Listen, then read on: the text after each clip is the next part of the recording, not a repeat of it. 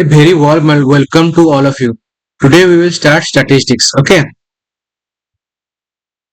Understanding statistics, figuring out the order in the disorder. Why I have said this statistics is all about figuring out the order in disorder. So look at this. We live in a world where events often occur randomly and unpredictably. Things around us happen in sequences filled with uncertainty. Statistics is the science that studies these sequences of random and uncertain events, trying to uncover patterns, trends, and meanings in what first appears as a disorder. Let me take you through an example. Suppose consider these numbers. Suppose 2, 8, 1, 5, 7, 3, 9.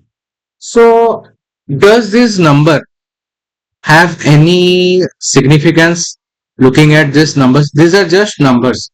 But when I will arrange these numbers in ascending order, like 1, 2, 3, 5, 7, 8, and 9. Now these numbers have some meaning. Now it is arranged in ascending order. Suppose I can find the mean, which all of you are aware of. Mean, median, or mode.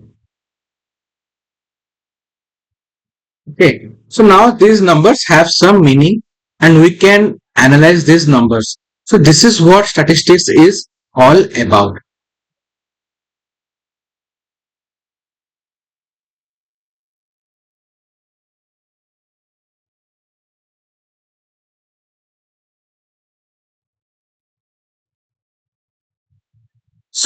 So what is statistics? Statistics is the science of collecting, organizing, analyzing, and interpreting the data to discover patterns,